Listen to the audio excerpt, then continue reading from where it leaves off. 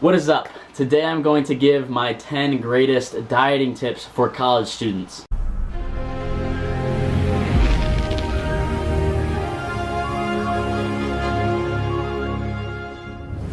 The number 10 tip that I'm going to give out is probably the most important tip, actually. So even if you stop watching after this tip, I think it could really bring value to your dieting experience, and that's to hack your weaknesses when you're dieting.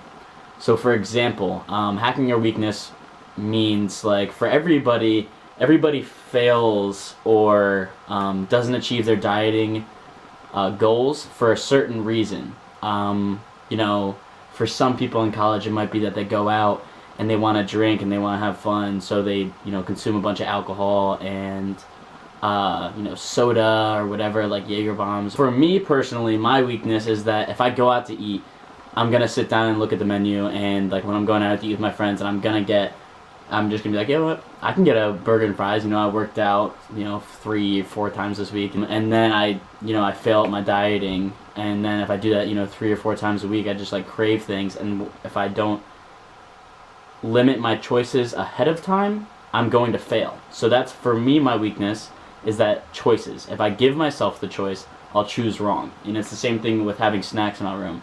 If I keep chips in my room, I'm gonna eat them, So for me, my weakness is choice, and so the way I combat that is we have a cafeteria on my campus. I go to Texas A&M Galveston, and we also have this thing that's kind of like Chipotle, just a lot lower quality, and I'll get burrito bowls, and I'll just get lettuce, rice, chicken, and buffalo sauce, and that's it, because I only have a limited amount of choices, and I only go to eat there if I'm not creating my food ahead of time, and I never get snacks that I'm gonna eat I'm not gonna get unhealthy snacks.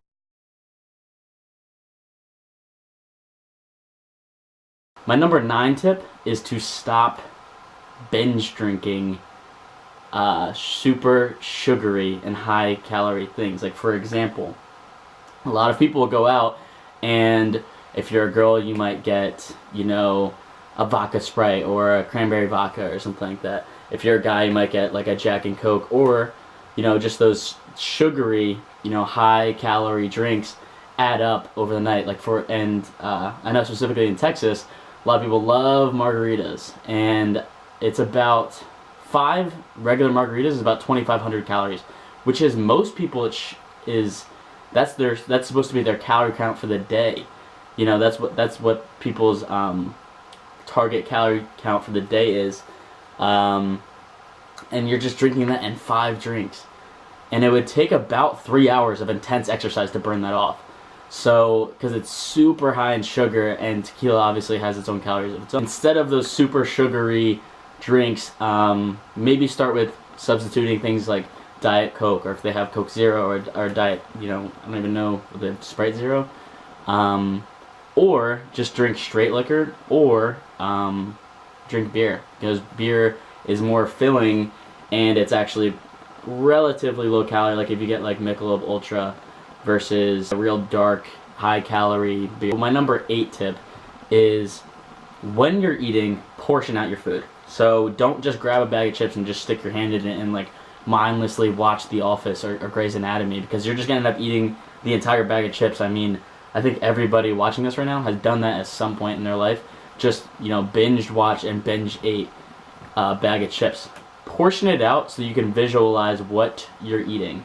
When you visualize what you're eating, not only does that make that connection to your mind, okay, this is how much I'm eating, it also usually limits how much you actually eat, because when you're watching the amount you eat, you're kind of like, oh, okay, maybe I shouldn't back off. And a lot of times you don't even really feel hungry, you're just eating, so you just keep eating because there's still the food there. So portioning out your food, like pouring out chips on a plate, though I wouldn't recommend eating chips. If you want to go a step further, definitely get a calorie tracker, and understand how much 15 chips is actually, because you can even read that off the back, but if you're not tracking it, a calorie tracker is really useful. My number 7 tip is to get a calorie tracking app. Personally, I use MyPlate. I've been working out and trying to diet for 4 or 5 years. Not until that I got a calorie tracking app did I really understand, the amount of calories and protein and carbs and fat that I was taking in. So getting a calorie tracking app is a super useful tool for somebody that wants to get their dieting on track, because most people have no idea, where they're at in regards to their diet. They think that they're eating, 1,500 calories a day, and they end up eating 5,000, including drinking. So getting a calorie tracking app, like I usually use MyPlate. I think there's things like MyFitnessPal, and stuff like that. Very useful to track your diet. Just some numbers to show how off track people are with their dieting. 75% of Americans think that they're getting the right nutrients and that they're eating healthy. 75%, so 3 out of 4 people think that they're eating healthy. 80% aren't. So 80% aren't actually, and 75% think they do. My number 6 tip is to drink lots of water. So not only does water help with simple things like cognitive function and skin health, but drinking water actually improves your metabolism, helps you stay awake, and fights cravings. So if you're drinking a lot of water, your metabolism's working better, which means you're digesting food better, which means it's less likely food to go into fat storage, more likely to go into things like skin health and your cognitive function. It keeps you awake longer, it keeps you less grumpy, you have less headaches. So it's an all-around encompassing thing to drink lots of water. It improves basically all aspects of diet. My number 5 tip, I know is especially big for college students, but getting your recommended sleep is huge, okay? For starters, if you're awake, if you sleep 8 hours versus, or if you sleep 10 hours versus 6 hours, that's a 4-hour difference from the amount of time that you're going to be eating. That's 4 hours of calorie burning that your body's going to want to try to replenish. So sleeping in just a very simple way helps you fast longer and limits the time that you're thinking about eating. Also, sleeping longer helps your body fast, which improves your metabolism. So that's a more scientific reason to get your recommended sleep. And also, I mean, if you're not getting your recommended sleep, you're more likely to get cranky and binge eat and do things that you wouldn't logically do if you had your recommended sleep and you were doing it. So definitely somewhere between 6 to 10 hours, like at the very least 6 hours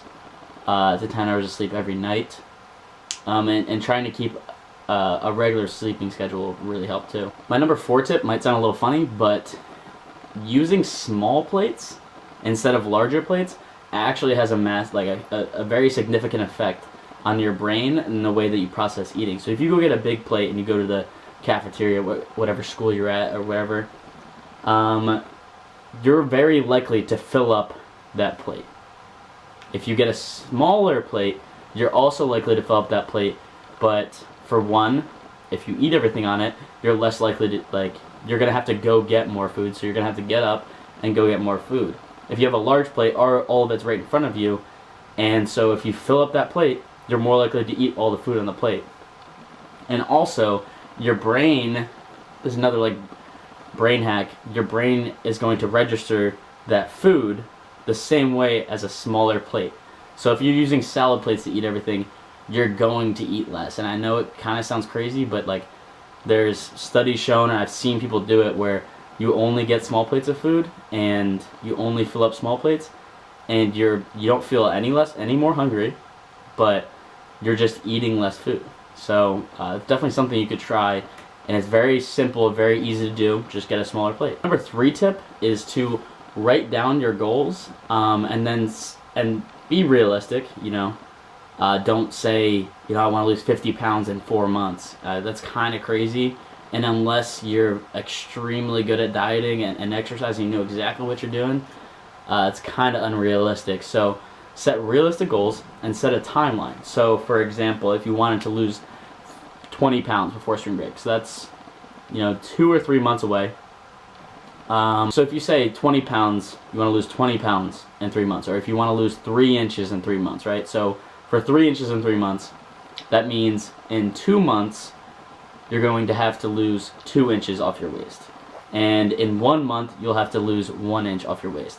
In 2 weeks, you'll have to lose half an inch off your waist. You know, in 1 week, you'll have to lose a quarter of an inch off your waist. Basically, it works like a domino effect. So you get that half inch off in 2 weeks, right? And then you knock down that domino, and it leads up to a bigger domino, and you just keep knocking down dominoes. So it makes it, a lot of times people set goals, and there's a disconnect between the goal and the reality. So, and I mean, college students know this better than anybody, the procrastination of, like, I knew I had this project due, you know, for 2 months, and I have 12 hours to hand it in, and I haven't done anything, you know. If you hand it in, there's a really high chance that you're gonna get a crappy grade, but with your body, there's no way you can get around it. You're not gonna lose 3 inches overnight, you know. So if you had started a project 2 months earlier and slowly worked your way up, there's a pretty significant chance you're going to get a really good grade on it. And it's the same thing with your goals. So understanding to start now, goal set to the now, and then figure out, you know, do some research, and figure out what you need to do. If you have me on any social media or even here, you can ask me for help. I love talking to people and helping them with their dieting strategies. I helped get about 15 people on track with their diets just in the last 6 months. If you need somebody and you don't know what to do, I'm open to talk to anybody. I love to talk about it. Okay, my number 2 dieting tip for college students is set an eating window. And notice how I keep saying mind over and over again. It's because it's really all mental. It has nothing to do with your body's, like, physically, your body, it's your brain, you know, that's making these decisions and making you crave things. So setting an eating window limits, so for example, my eating window right now is between 12 and 8. That's because I'm doing intermittent fasting. But if you set an eating window of, say, 10 to 10, so 10 in the morning to 10 at night, and that's it. Only thing in and out after that is coffee and water. When you do that, you set a specific window. You basically compress. When you do that, you set a specific window. You compress your eating window, and your metabolism's picked up. You have boosted functioning. Your fat burning hormones are boosted. If you extend your window to 14, 16 hours, your digestive enzymes stop working properly, and that all those calories you're consuming at 2 in the morning, like eating a bag of Cheetos and watching TV after you had breakfast at 10 o'clock in the morning, that bag of Cheetos is almost guaranteed to go into glucose and potentially fat storage. So it's just compressing that eating window to allow your body to digest all the food is very important. My number 1 tip, I wanted to leave this last, but I think it's self-explanatory if you're trying to set goals. And if you are dieting, you probably have a goal. It might just be to get healthier, but at the same time, dieting and exercise go hand in hand. You know, they're yin and yang. If you want to lose weight, you need to either reduce calories or burn more calories. So exercising while you're reducing and burning more calories, you know, they go hand in hand. And I understand a lot of times in college, a lot of people feel like they don't have time to work out. They're tired, you know, they're doing all these things, but realistically, everybody has time to work out. You know, if, like I like to say, Arnold Schwarzenegger said, if the president and the Pope can work out, you can work out. So, and I think a way to keep yourself accountable and make sure, you know, this wave of motivation, maybe you're watching this video right now because you want to go diet, right, and you want to improve yourself. Maybe watching this video right now, you might have motivation for the next 3 days, and then the 4th day, you're like, oh, well, I've worked out 3 days straight, so I'm going to go eat something. My number 1 tip is to have a gym buddy, okay? So my number 1 tip for college students dieting is to find a gym buddy, somebody with similar goals who's going to help keep you accountable, and hopefully you can help keep accountable. And I don't mean like screaming in their face in the gym like a bodybuilder or something like that, but just being around each other and having that person that kind of understands the same, you know, struggle you're going through is really beneficial because it keeps you accountable and it makes you be realistic with yourself to watch somebody else go through it. Those are the 10 greatest dieting tips for college students. Hopefully this video is useful. If you have any questions, comment below, DM me on Instagram, Twitter, whatever. I'm always willing to talk about this stuff. If you disagree or you agree with something that I said, comment below. And feel free to subscribe if you're looking for future content from me.